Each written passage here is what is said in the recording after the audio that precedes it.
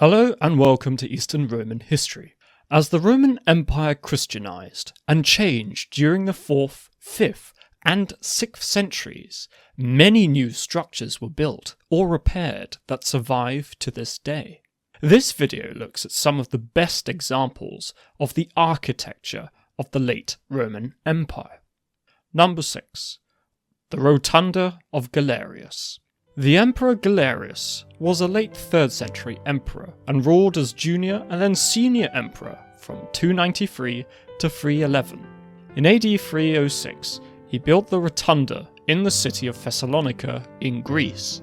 It is 24.5 meters, 78 feet in diameter. At its highest, it is 30 meters or 98 feet tall. Its sturdy walls are 6 meters or 19 feet thick. The sturdiness of the walls meant the structure has withstood the destructive elements of the Balkans for 1,700 years.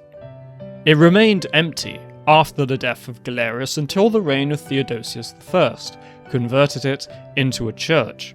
After the fall of the Eastern Roman Empire, in 1590 it was turned into a mosque by the Ottoman Turks. A minaret was added to it, and the Rotunda remained a place of Islamic worship until 1912, when the Greeks captured the city in the First Balkan War. It was reconsecrated as a church by the Greek Orthodox Church. At present, the building is shared between the Greek Ministry of Culture as a historical monument and the Orthodox Church, who use it for festivals. It is the oldest church in Thessalonica, and perhaps the most ironic, because Galerius was one of the most notorious persecutors of Christianity. Number 5. St. Irene in Constantinople. The first church built in Constantinople by Constantine the Great, it served as the seat of the Patriarch until the completion of Old St. Sophia in 360. However, just like Old St. Sophia, Old St. Irene was burned down during the Nika Revolt in 532, and was rebuilt by Justinian the Great in 548.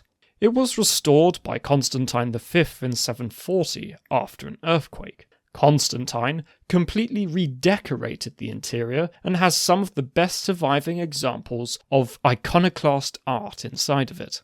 The structure is a large basilica with a dome. It is 35 meters or 114 feet high, and uniquely, it is the only Eastern Roman church to preserve the stone seats where the clergy would have sat, known as the synthronon. After the fall of Constantinople in 1453, it was incorporated into the Topkapi Palace, and ironically, this house of peace was used as an arsenal by the Janissaries. In 1726, it was converted into the National Military Museum by Sultan Ahmet III. It remained a military museum until 1978, when it started also being used as a concert hall for classical music. The museum was commonly opened to visitors in AD 2014. Number 4. The Mausoleum of Galla Placidia. The Mausoleum of Galla Placidia, the sister of Emperor Honorius, the wife of Constantius III, and mother of Valentinian III, was built sometime between 425 and 430 AD.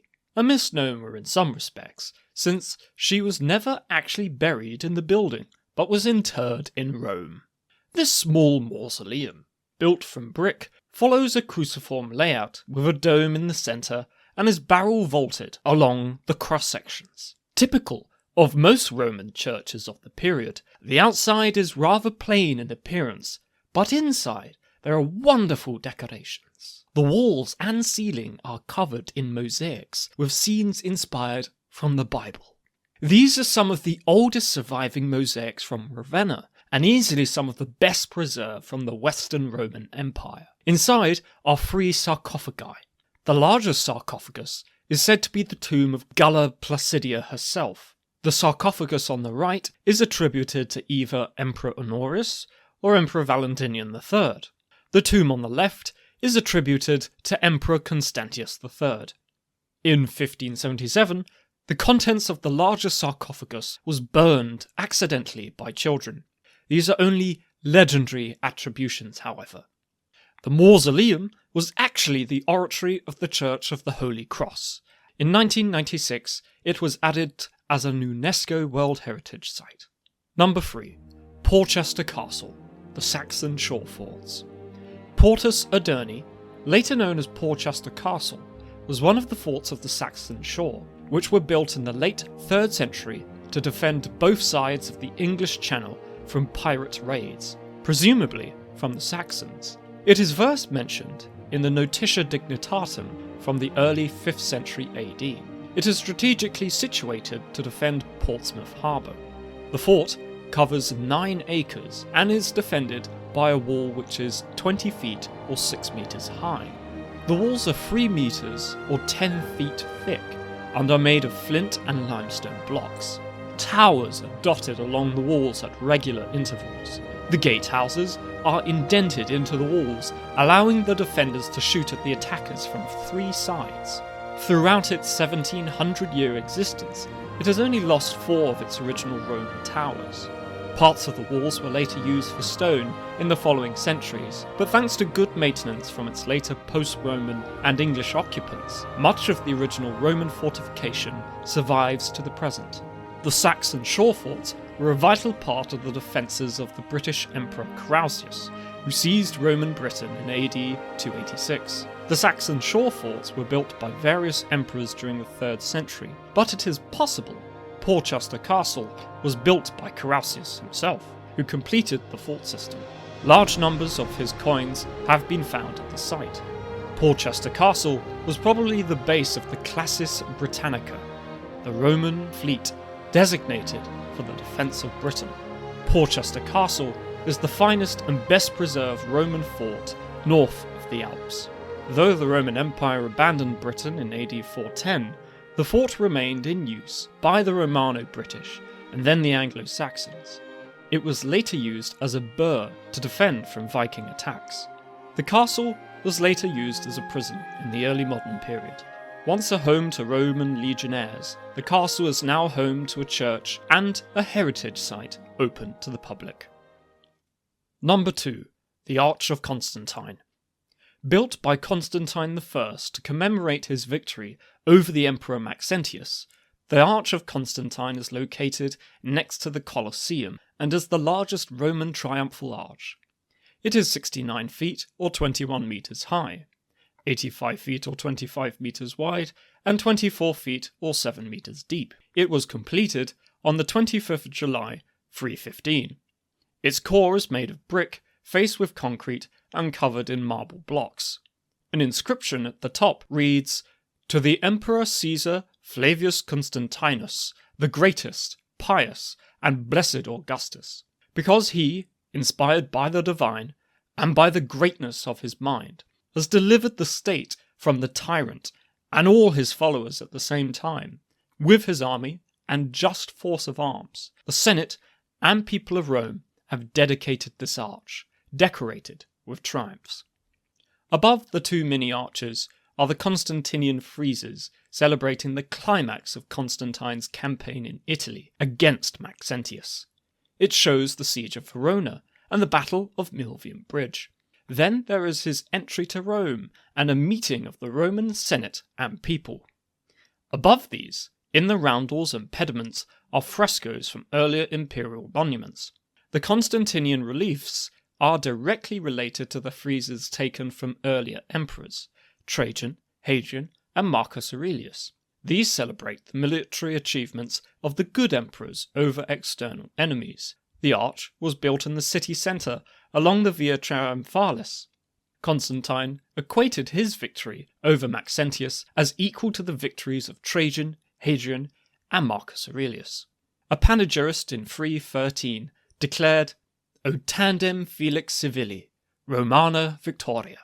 O Rome, at last, lucky in a civil victory.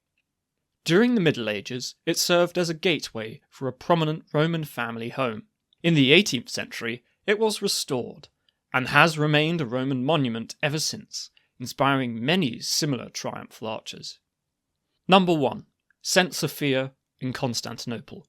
The Church of St. Sophia is one of the wonders of the late antique world. Originally completed on the 15th of February 360 by Emperor Constantius II, Constantius's finished church was burned down in AD 404 and rebuilt under Theodosius II. This church survived until it was destroyed by the Nika riots in AD 532. The current building is the one constructed on the orders of Justinian I to replace the great church. Amphimius of Tralles and Isidore of Miletus were entrusted with the creation of the new church. It is 269 feet or 82 metres long, 240 feet or 73 metres wide, and 180 feet or 55 metres tall. It served as the seat of the Patriarch of Constantinople and was a vital part of life in Constantinople. Later triumphs in the city led towards the church. While its many artistic treasures are too many to relate here, its famous dome, which is 107 feet or 32 metres in diameter, was the largest dome in the world until the construction of St. Peter's Basilica in the 17th century, although it has collapsed on multiple occasions. The building employed a host of architectural understanding and innovations from the 6th century AD. It served as a church until AD 1453, when Constantinople fell to the Ottoman Turks and was subsequently converted into a mosque, and minarets were added to the exterior. There was a notable renovation in 1847 to 1849 by the Sultan and Fossati brothers. In 1935, it was turned into a museum by President Kemal Ataturk. Despite recent renovation of the dome in the 1990s and 2000s, the building still needs significant conservation work. In AD 2020, St. Sophia was reconverted from a museum to a mosque. This controversial decision made the function of the church a sectarian issue and a watershed moment in the rejection of Ataturk's secularization of Turkey. Nevertheless, the church still stands as one of the wonders of the late Roman Empire. I hope you have enjoyed this video. Please do like and subscribe. Thank you very much to my generous patrons, and this has been Eastern Roman History.